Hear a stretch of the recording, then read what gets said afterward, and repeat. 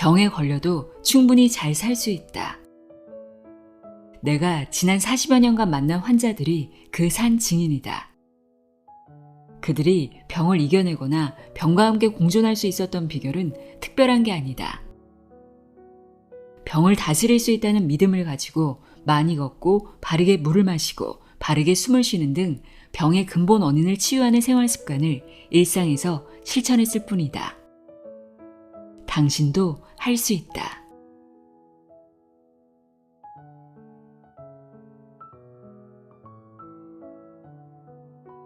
안녕하세요. 나의 소리책 갈피 소리내어 읽다입니다.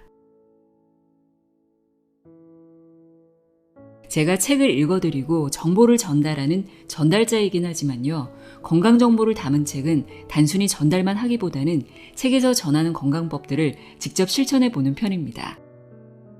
100%까지는 아니지만 한 7-80% 정도는 해본 것 같습니다. 실천해보고 효과가 있다든지 계속 해볼만 하면 빨리 전해드리고 싶어서 마음이 급해지더라고요. 오늘 소개해드릴 이 책은 읽은 지는 꽤 됐습니다. 이 책에서 권하는 방법 중 하나가 좀 특이했어요. 생소하다고 해야 할까요? 그래서 실천해보는데 시간이 좀 걸렸는데요. 직접 해보니까 효과가 있더라고요. 우선 오늘 읽어드릴 책이 어떤 책인지부터 소개해드릴게요. 화타 김영길의 병에 걸려도 잘 사는 법입니다. 책 앞날개에 있는 저자 소개부터 읽어드립니다. 화타 김영길 1946년에 서울에서 태어났다. 어린 시절 하늘의 별에 심취하는 바람에 서울대 천문학과를 다녔다. 30대 중반까지 가업 등으로 인해 천문학과는 다른 세상에서 살았다. 어느 날 하늘의 길과 생명의 질서가 같다는 생각에 이르렀다. 1983년 한약업사 자격시험에 합격해 강원도 인제와 홍천 사이 방태산 화전마을로 들어가 한약방을 개업했다. 약초가 지천으로 널린 청정지역에서 화전마을 사람들과 더불어 지내며 한의학의 깊이를 더하고 싶다는 생각이 있었다. 그러나 정작 그가 마주친 건 농약과 비료로 인해 암이나 강경변 등 각종 불치병에 노출된 주민들이었다. 그렇게 16년 동안 상간마을 주민들을 환자 겸 스승으로 삼아 살아있는 한의학 체험을 쌓았다. 당시 찾아온 환자들이 의술이 용하다며 그를 중국의 전설적인 명의 화타라고 불러서 이를 호처럼 쓰게 되었다. 이후 30년간 도시에서 한약방을 운영했다. 이 책은 저자가 수많은 불치병, 난치병 환자들을 진료한 사례와 경험을 질병별로 정리한 것이다. 저자는 의학 정보가 넘쳐나는 요즘 시대에 책을 내므로써 또 하나의 정보를 더하기보다는 환자가 스스로 병을 극복할 수 있다는 강한 의지를 갖도록 하는 것이 환자를 진정으로 돕는 일이라고 생각한다. 저서로 누우면 죽고 걸으면 산다와 총알 개미가 있다. 100세 시대라고 하지만 무병장수가 아닌 유병장수라는 말이 맞다고 해야 할 만큼 다양한 생활 습관병을 달고 사는 현대인들이 참 많습니다. 이 책은 유병장수 시대를 살아가는 우리가 꼭 한번 읽어봐야 할 책이 아닌가 싶은데요. 저자는 병에 걸려도 충분히 잘 살 수 있고 세상에 죽을 병은 없으며 죽을 짓만 있을 뿐이라고 말합니다. 질병의 원인도 환자에게 있고 질병을 극복할 힘도 환자에게 있다고 하는데요. 그가 제안하는 건강법은 매우 심플합니다. 많이 걷고 피를 맑게 하고 호흡을 제대로 하고 바른 마음가짐을 갖는 겁니다. 정신이 육체에 영향을 미친다는 점을 강조하고 있는데요. 건강 도서지만 에세이처럼 잘 읽히고 저자의 삶에 대한 지혜와 통찰을 엿볼 수 있는 책입니다. 제가 서두에 이 책에서 권하는 건강법 중 하나가 좀 특이하다고 했잖아요. 그게 바로 밥을 태워서 숭늉으로 만들어 마시는 겁니다. 처음 접하는 내용이라 그다지 와닿지 않았지만 해독 효과가 매우 뛰어나다고 해서 궁금한 마음에 한번 해봤는데요. 생각보다 괜찮더라고요. 숭늉을 태워서 믹서기로 갈아 커피가루처럼 만들어 커피를 내려 먹듯 마시면 됩니다. 약이 아니기 때문에 즉각적인 효과가 있지는 않았지만 계속 마시다 보니까 우선 속이 참 편안해지더라고요. 한동안 속이 좀 더부룩했는데 그런 증상이 사라졌습니다. 특히 커피를 끊고 허전한 마음이 있었는데 커피 마신다는 느낌으로 마시니까 좋더라고요.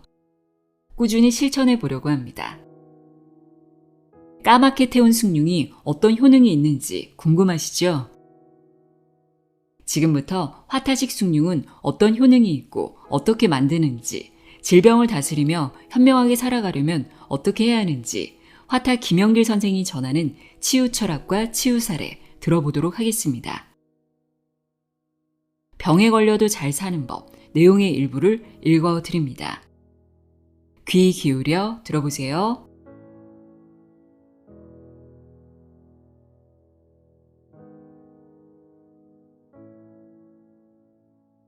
들어가는 말. 세상에는 아픈 사람도 없고 아프지 않은 사람도 없다. 환자에게 답이 있다. 지난 40여 년간 수없이 많은 환자를 만났다.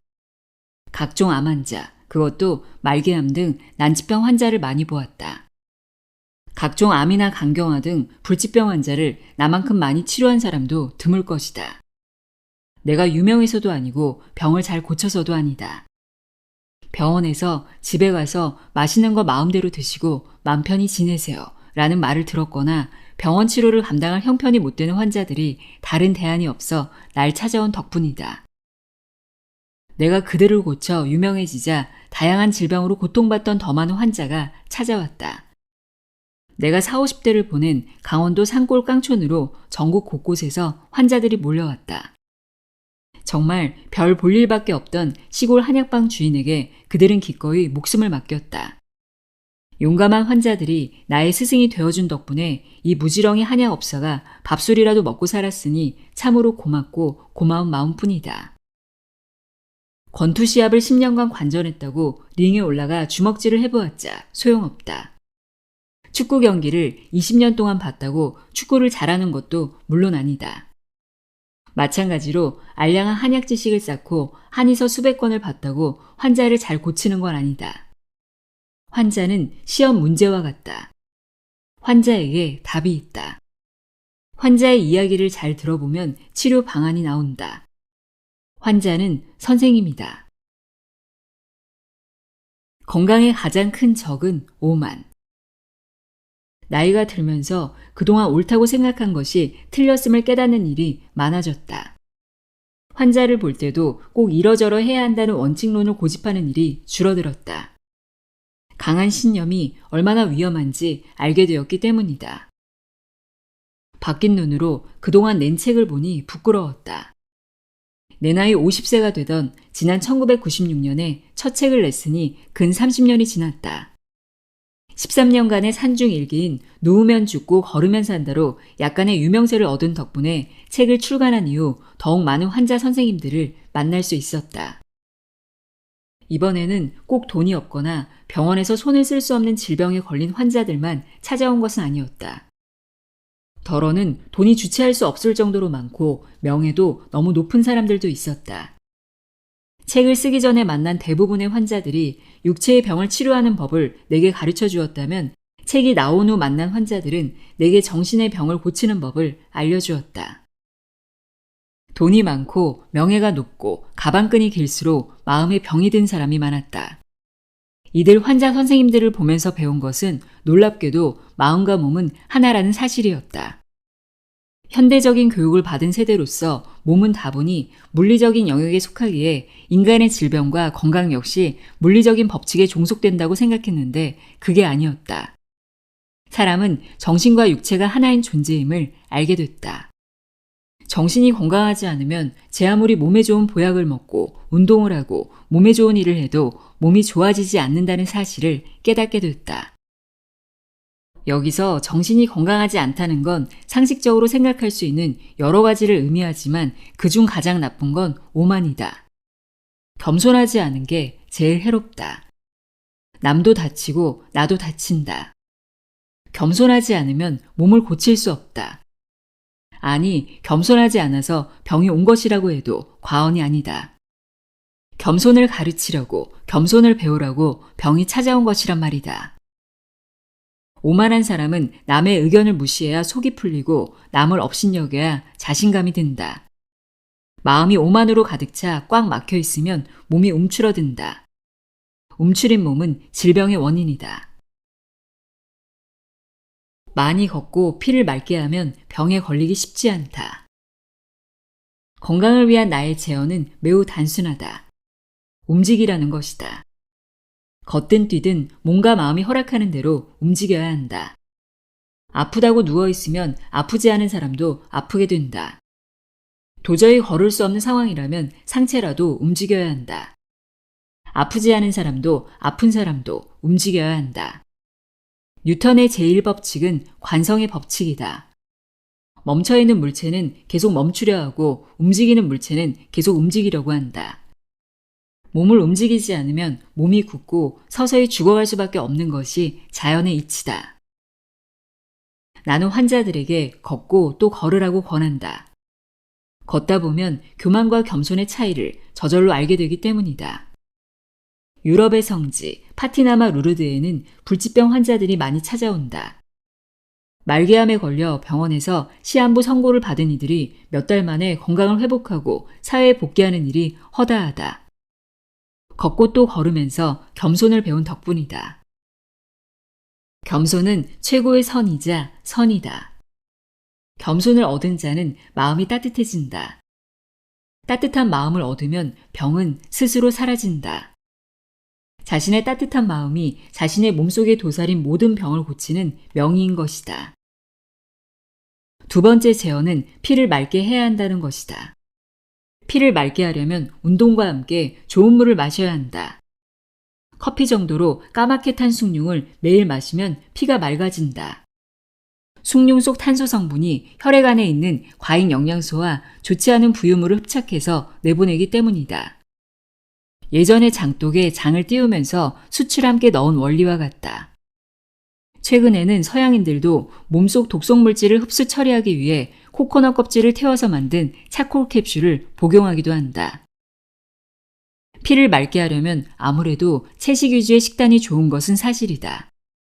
다양한 연구 결과들이 채식의 우수성을 증명해준다. 다만 특정한 식단에 너무 얽매이기보다는 각자의 성향과 형편에 맞춰 식단을 짤 것을 권한다. 아파도 잘 살 수 있다. 우리는 몸에 조그만 종기 하나만 생겨도 아무렇지 않던 부위가 살짝 불편한 느낌이 들어도 무척 성가시고 건강에 큰 문제가 생긴 건 아닌가 걱정하고 염려한다. 평생 안고 가야 한다고 여기는 고혈압, 당뇨 같은 만성 질환에 걸리거나 암 같은 불치병으로 여기는 병을 진단받으면 자신이 왜 이런 고통을 겪어야 하는지 억울함이 들고 심하면 삶이 끝난 것만 같은 절망감에 휩싸이기도 한다. 그러나 정도만 다를 뿐이지 아프지 않은 사람은 없다. 사람의 몸은 각종 병균과 공존하며 질병을 이겨내면서 살아간다. 문제는 질병이 아니라 질병을 어떻게 다루고 잘 이겨내느냐는 것이다. 혈압, 혈당이 높다면 혈압과 혈당을 끌어올린 생활습관과 식습관, 마음가짐을 바꿔 일상생활에 무리가 없는 수준으로 조절하면 된다. 암에 걸렸어도 암세포가 늘어나지 않고 통증 없이 일상생활을 할 수 있으면 된다. 사는데 지장 없으면 된다. 그런 사람은 환자가 아니고 건강한 사람이다. 병에 걸려도 충분히 잘 살 수 있다. 내가 지난 40여 년간 만난 환자들이 그 산 증인이다. 그들이 병을 이겨내거나 병과 함께 공존할 수 있었던 비결은 특별한 게 아니다. 병을 다스릴 수 있다는 믿음을 가지고 많이 걷고 바르게 물을 마시고 바르게 숨을 쉬는 등 병의 근본 원인을 치유하는 생활 습관을 일상에서 실천했을 뿐이다. 누구나 실천할 수 있는 방법으로 병을 이겨내고 다스린 것이다. 당신도 할 수 있다. 병을 이겨낼 수 있다는 희망과 용기만 잃지 않는다면, 병에 휘둘리지 않고 꿋꿋이 자신의 삶을 살아가겠다는 의지만 있다면 당신도 잘 살 수 있다. 세상에 죽을 병은 없다. 죽을 집만 있을 뿐이다. 살다 보면 저절로 알게 된다. 인생의 큰일들은 본인이 결정하는 게 아니라는 것을 말이다. 1980년대 중반에 한약업사가 되고 나서 방태산 산중마을로 들어갈 때 내가 꼭 그랬다. 마치 내 속에 누군가가 결정을 내리고 나는 마냥 지켜보는 꼴이었다.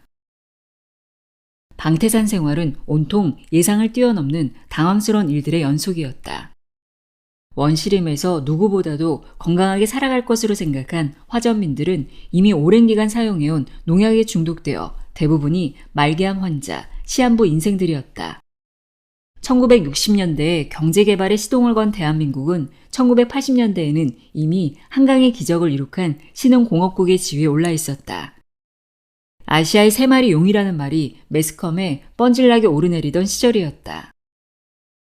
방태산 화전민들의 삶도 많이 달라져 그동안 메밀이나 겨우 기르던 화전에 비료를 뿌리고 감자, 고구마, 콩, 옥수수 등 농작물을 키웠다. 화전에 비료를 주자 쓸모없던 밭들이 옥토로 변했다. 그런데 비료를 준 농작물에는 벌레들이 대들었다. 화전민들은 벌레를 없애려고 독한 농약을 뿌렸다. 마스크도 끼지 않고 아무 생각 없이 텃밭에 새순물 뿌리듯 농약을 마구 쳤다. 농약을 뿌리고 나면 머리가 아프고 속이 메스꺼렸다. 저녁이 되면 어지럽고 메스꺼운 속을 대병 소주로 다스렸다. 내가 방태산에 갔을 때는 그렇게 이미 10여 년이 흐른 뒤였다. 가장 많은 병명은 강경병과 간암, 신장암. 암 진단을 받고 병원에 가서 누워있으려니 농사일은 지쳤는데 연불이 났다고 했다.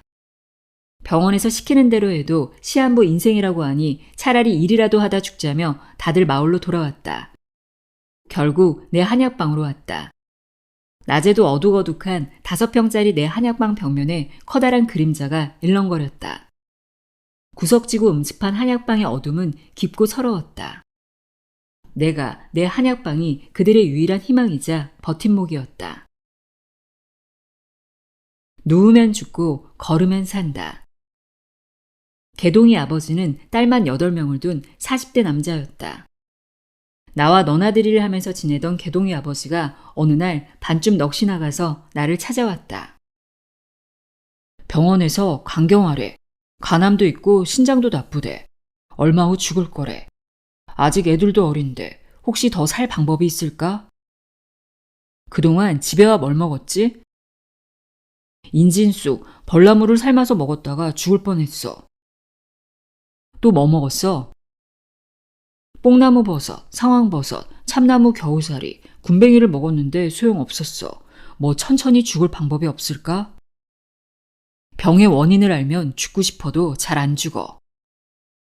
개동이 아버지는 눈을 동그랗게 뜨면서 물었다. 정말 원인을 알면 돼? 내 병의 원인이 뭐지? 개동이 아버지는 머리만 긁적거렸다. 농약 치고 술 먹고 빚 걱정하다 생긴 병이야. 그러네. 그러니 농약 안 치고 술 안 먹고 걱정을 덜하면 천천히 죽어. 살려면 술, 담배, 농약을 멀리하고 한 달 후에 와.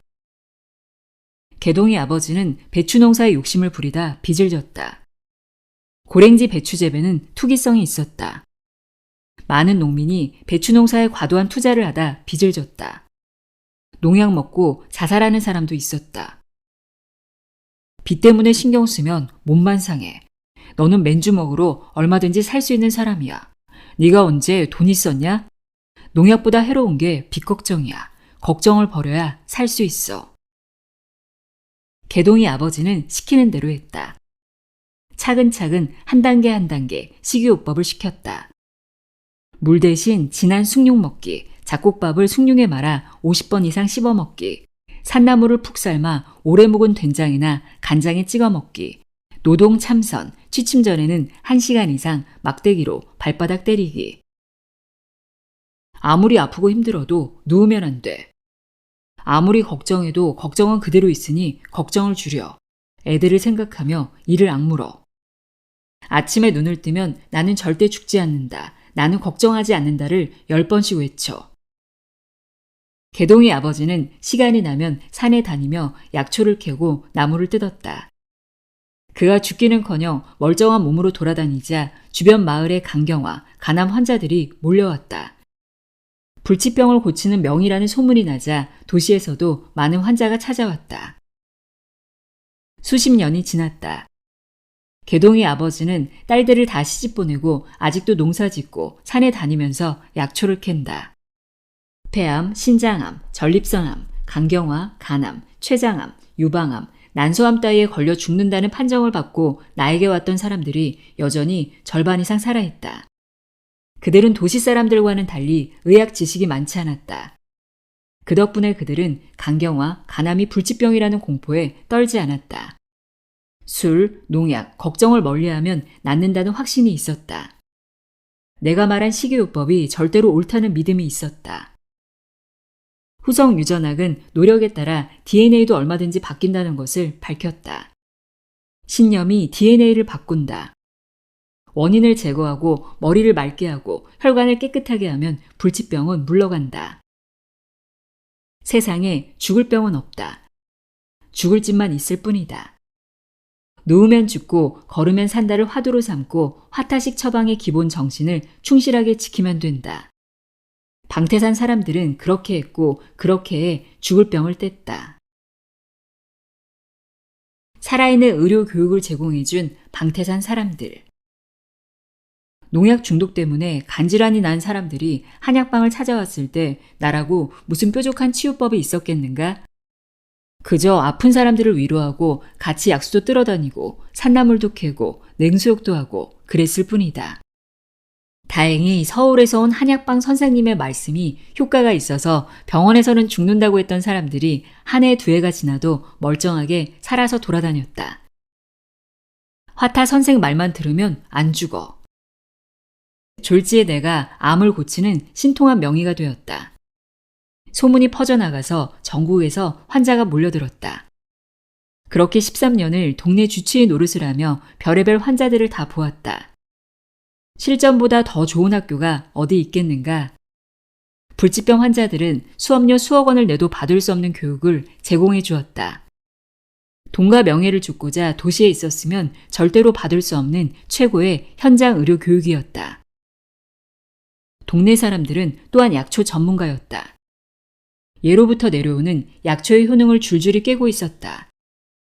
그들에게 사는 먹을 것을 공급해주는 슈퍼마켓이자 병을 낫게 하는 약을 주는 약국이었다.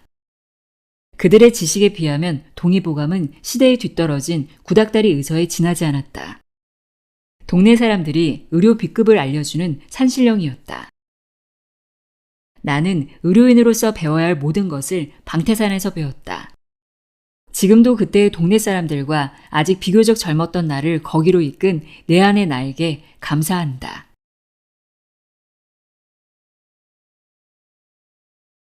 숭늉에는 뭔가 특별한 것이 있다.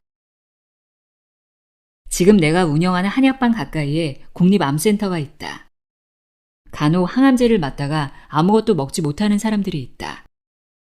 물을 삼키지 못하거나 삼킨다 해도 즉시 토하는 바람에 치료가 중단되고 결국 죽는 날만 기다리는 신세가 된 환자들이 나를 찾아온다. 환자복을 입고 링거를 꽂고 휠체어를 탄 채로 온다.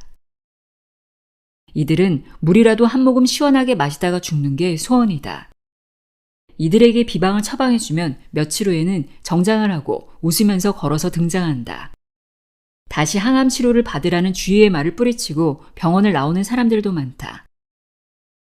비방은 무엇일까? 바로 시커먼 숭늉이다. 허준의 동의보감에도 누룽지보다 태운밥이 소화에는 더 좋다. 태운밥을 그냥 먹기보다는 밥을 끓여 건더기는 버리고 국물만 먹는다고 적혀 있다. 항암제는 우리 몸에는 핵폭탄이나 다름없다.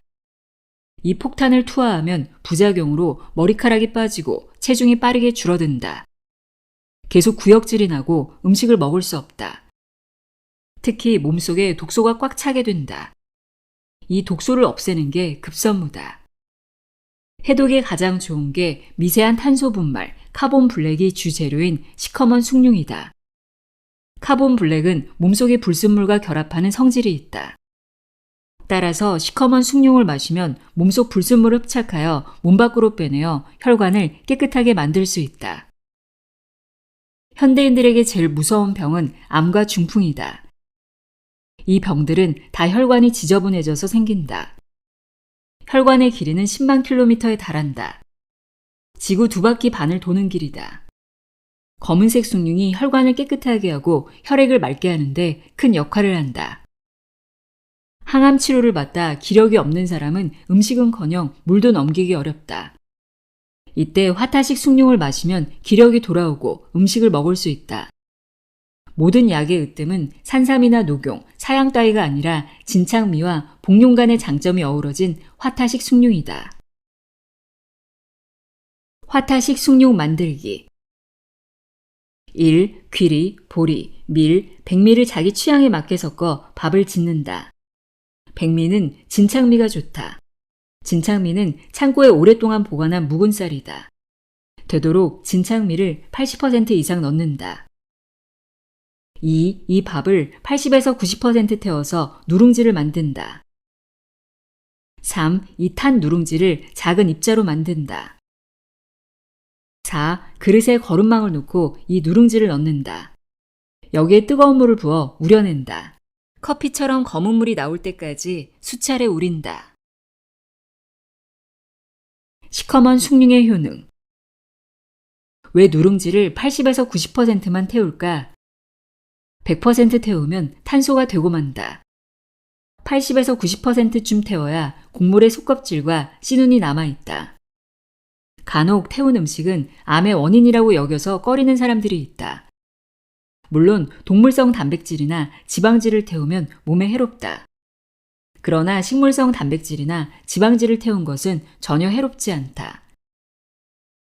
태운 곡식 이야기는 성경에도 나온다. 곡물을 보관하기 어렵던 시절에는 태워서 가지고 다녔다. 원리주의자인 안식교인들은 볶은 곡식을 먹고 상처가 나면 이 곡식을 태워 환부에 발랐다. 태운 곡식을 피부에 바르는 연고처럼 사용한 것이다. 사람에 따라서는 현미가 맞지 않는 사람도 있다. 이럴 때는 백미를 써야 한다. 백미도 현미와 마찬가지로 오래 묵은 진창미를 써야 한다. 진창미를 최소한 절반 이상 넣어야 좋다. 진창미란 창고에 들어있는 묵은 쌀을 말한다.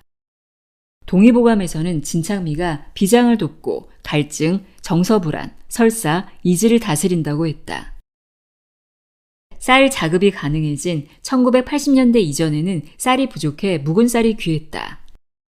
쌀이 부족하던 시절 양반집이나 부잣집에서는 몰래 쌀을 묵혔다. 귀한 손자가 허약하고 식욕이 없으면 산삼, 녹용 같은 보약보다 먼저 이 묵은 쌀로 밥을 해먹였다. 궁중에서는 숭늉을 마셨는데 누룽지를 다시 끓여 건더기는 버리고 물만 마셨다. 조선시대 실록을 보면 임금님들은 식후의 산삼차보다 숭늉을 더 좋아했다. 예전에 젊은이들이 군대에 가면 약간 색이 바랜 밥이 나왔다. 이 밥을 먹은 군인들은 소화 불량이 없었다. 사회에서 소화를 잘 못해 애먹던 청년들도 군대에서는 훨씬 많은 양을 먹고도 소화를 잘 시켰다. 바로 진창미로 지은 밥이다. 요즘에도 우리나라의 양곡 창고에는 진창미가 넘친다. 동의보감에는 진창미가 주재료인 비화음과 창름탕이란 처방이 있다. 비화음은 위가 약해 음식이나 약이란 말만 들어도 거부 반응을 일으키는 사람에게 쓰는 처방이다. 진창미와 함께 인삼, 백출, 백복령, 신곡, 곽향, 진피, 사인 등이 들어간다. 복룡간에 물을 붓고 거품을 일게 한 다음에 이 약초들을 넣고 끓여서 하루 3번 차갑게 해서 마시는데 이 처방의 핵심이 바로 진창미와 복룡간이다. 복룡간이란 글자 그대로 엎드려 있는 용의 간이다. 오래된 아궁이 밑에 눌러붙은 시커먼 흙을 가리킨다. 탄소 덩어리다. 동의보감에는 가슴이 답답한 것을 풀어주고 임산부 하열, 전염병, 출혈, 해역에 좋다고 했다. 해역은 기침을 하면서 기운이 치밀어 올라 숨이 차는 증상이다. 시커멓게 태운 숭늉과 맥을 같이 한다. 커피보다 좋은 천연 항생제. 세계의 교육 물품 중에서 석유 다음으로 유통량이 많은 게 커피다. 무색 무취의 콩으로 아무 맛도 없는 커피콩을 까맣게 태워 맛을 낸 것이다. 녹차도 마찬가지다. 녹찻잎은 염소도 먹지 않는다. 어떤 독초든지 잘 먹는 염소도 먹지 못하는 찻잎을 알맞게 볶아서 사람이 먹기 좋게 만든 게 녹차다. 커피 맛을 좋게 만드는 첫 번째 비결은 잘 태우고 많이 태우는 것이다. 그래야 소화가 잘 되고 독소가 잘 배출된다. 이렇게 본다면 숭늉이나 까맣게 볶은 커피나 우리 몸속을 정화하기는 마찬가지다. 일본인들은 계피와 생강을 끓인 물에 커피를 타서 마신다. 암 환자에게도 도움이 된다고 여긴다. 암세포는 약품에는 내성이 생겨서 더 강해지지만 식품에는 신압으로 약해지거나 사라진다. 하지만 커피는 성분이 차니 뜨겁게 끓인 계피 생강물을 섞어 마시는 게 더 좋다. 암세포는 찬 것에는 활성화되고 뜨거운 것에는 활동을 멈추거나 사라지기 때문이다. 나 역시 아침마다 계피 생강물에 숭늉을 섞어 200cc쯤 마신다. 여러 사람에게 권하고 있는데 특히 당뇨병 환자나 간, 위가 나쁜 사람, 심장병 환자에게 큰 도움이 된다. 물론 커피보다 진창미로 만든 숭늉을 먹는 게 훨씬 몸에 좋다. 위궤양, 역류성 식도염을 개선하는 특효약이기도 하고 독감 예방에도 효과적이다. 숭늉으로 입안을 헹구고 마시면 감기는 물론이고 입병이나 위장병도 사라진다. 한마디로 숭늉은 최고의 천연 항생제다. 인공 항생제는 세균에 대한 내성을 키우고 인체의 면역력을 떨어뜨리지만 천연 항생제는 인체 미생물과 아주 친밀한 관계를 맺으면서 못된 세균을 죽이고 면역력을 키운다. 약보 불여 식보라는 말이 있다. 약을 아무리 먹어도 좋은 음식을 먹는 것만 못하다는 뜻이다. 음식으로 고칠 수 없는 병은 약으로도 고칠 수 없다. 질병 치료의 첫 단계는 올바른 음식이고 그 음식의 핵심이 숭늉이다. 어느 질병이건 일단 화타식 숭늉을 먹어 몸의 독소를 배출하자. 혈관을 청소하자. 이것이 질병에서 벗어나는 첫걸음이다. 명상과 출장식 호흡. 불치병이란 진단을 받으면 누구나 머릿속이 복잡하다. 남들은 건강한데 자기만 아프고 남들은 행복한데 자기만 고통스럽다고 생각한다. 모든 것이 분노를 자아낸다. 하지만 남들도 가까이서 보면 성한 사람 없고 자세히 살펴보면 고통 없는 사람이 없다. 분노를 다스리려면 어떻게 해야 할까? 내 주변에 무수히 많은 분노 유발자를 다 바꿀 수 있을까? 아니다. 절대로 불가능하다.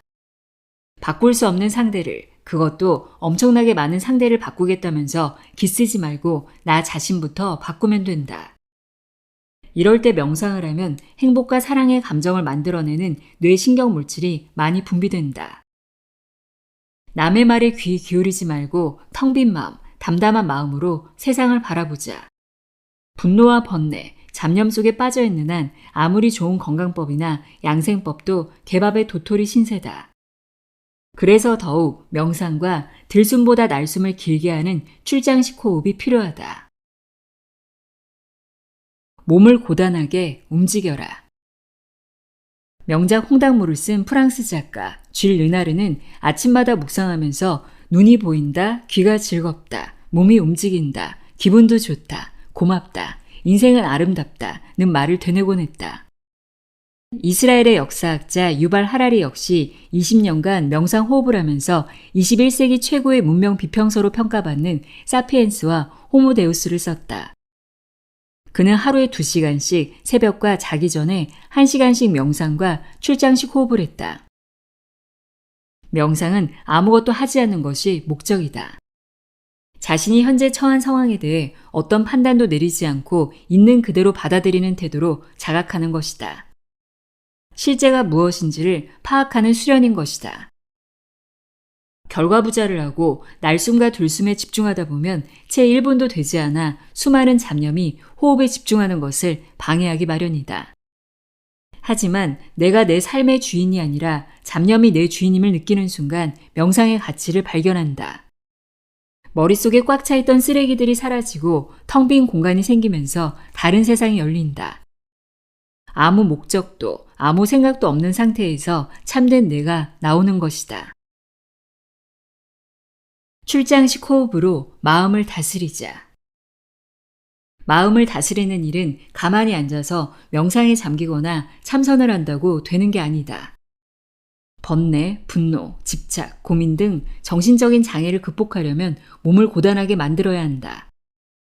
건강한 사람이라면 강도 높은 노동이나 운동을 하겠지만 중환자는 힘들게 걷는 것만으로도 충분히 중노동이다.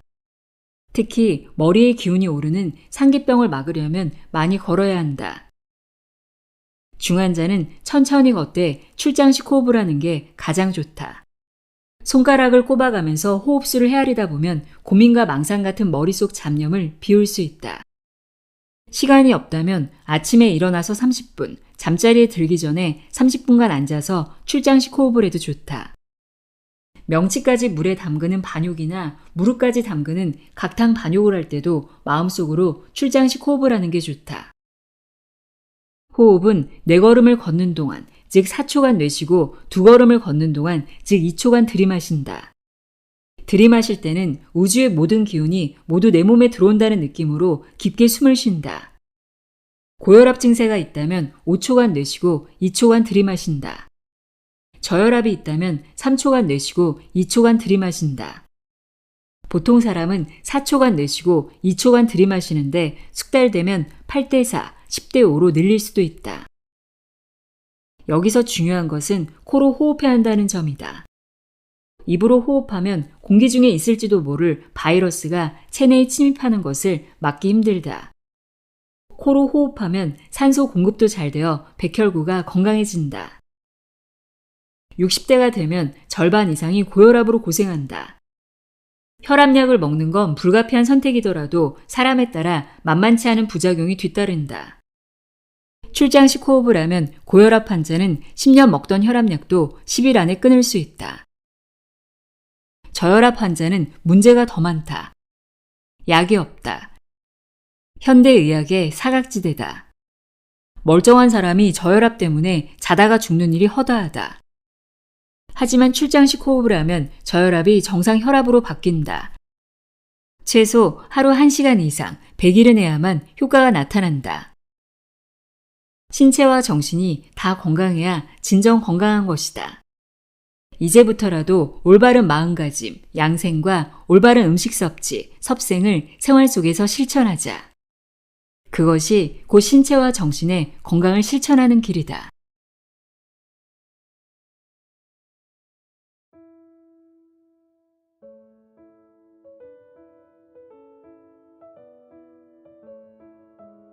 병에 걸려도 잘 사는 법 읽어드렸습니다.